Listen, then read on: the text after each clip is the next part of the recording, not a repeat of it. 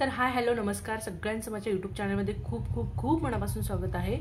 तर आजचा असा विषय होता की नो युअर बेबी हा माझा विषय असेल.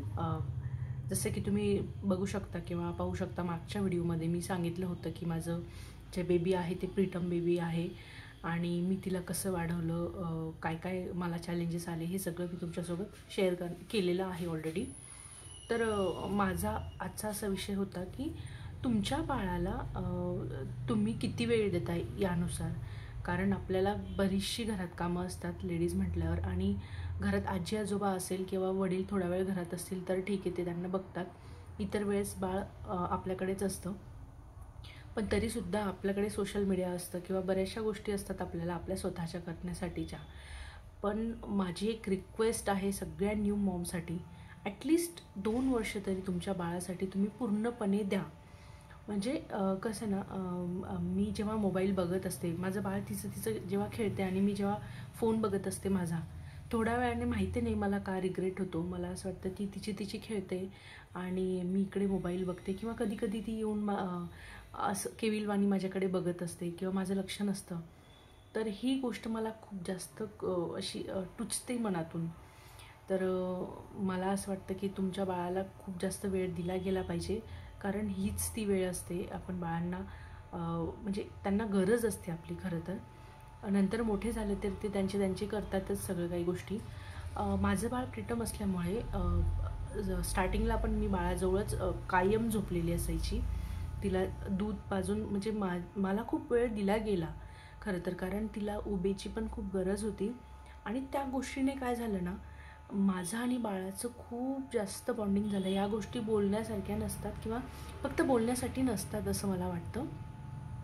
आपण जेव्हा बाळाला वेळ देतो तो ॲक्च्युअली बाळाचं आणि आपलं बॉन्डिंग खरंच खूप वाढतं. एकदम छोटं बाळ असेल तुमचं तर झोपलं आहे म्हणून झोपू द्यायचं असं नाही, किंवा झोळीत टाकून देतात बरेचसे लोक. पण तुम्हाला वेळ असेल किंवा तुम्ही वर्किंग मॉम नसणारे, स्टार्टिंगचे 6 महिने तर आपण नसतो, तर शक्यतोवर बाळाला जवळ घेऊनच झोपावं असं मला तरी वाटतं. आणि त्यानंतर असं सांगण्याचं एक असं की बाळ जसं जसं मोठं होतं, जसं जसं त्याच्या ॲक्टिव्हिटीज करत जातं, तुम्ही त्याच्या सगळ्या ॲक्टिव्हिटीजमध्ये इन्व्हॉल्व व्हा. त्याला तुम्ही मोटिवेट करा किंवा इन्स्पायर करा. त्याचे छोटे छोटे जे माइलस्टोन आहे ना त्याला सेलिब्रेट करा.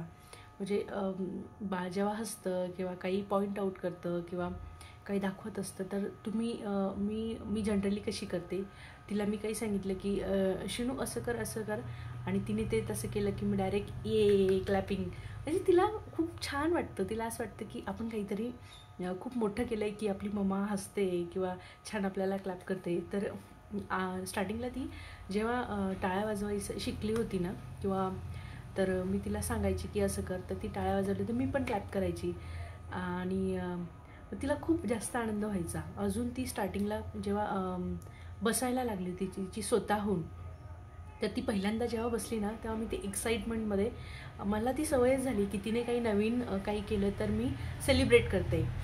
तर ती पहिल्यांदा जेव्हा उठून बसली स्वतःहून अशी सपोर्ट घेऊन, तर मी अशा टाळ्या वाजवल्या ये.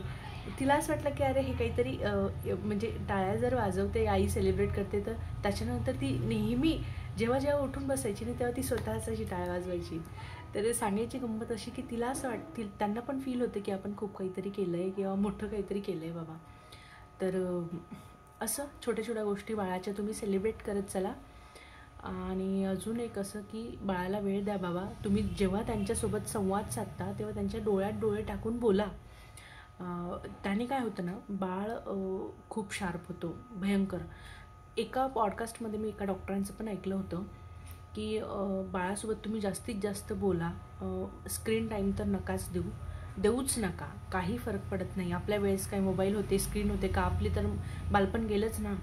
तर आपल्याला किती जरी कामं असली ना, त्यांना कोणत्याही कामात तुम्ही बिझी करा, पण प्लीज स्क्रीन देऊ नका. ह्या सगळ्या सवयी आपण लावतो. याच्या बऱ्याचशा केसेस आणि बरेचसे अवेअरनेस प्रोग्राम्स चालू झाले आहेत की तुम्ही to avoid your child from screen वगैरे. तर तुम्ही प्लीज अवॉइड करा. आणि अजून एक सांगायचं, या छोट्या छोट्या टिप्स असतात, ह्या बऱ्यापैकी सगळ्यांना माहिती असतात, पण आपण जेव्हा त्या फॉलो करतो आणि ॲक्च्युअल आपण त्या गोष्टीचा जेव्हा एक्सपिरियन्स घेतो ना, ते खरंच नेक्स्ट लेवल असतं. तर बस एवढाच माझा आज छोटासा व्हिडिओ असेल. चला भेटूया नेक्स्ट व्लॉगमध्ये. तोपर्यंत बाय बाय, टेक केअर.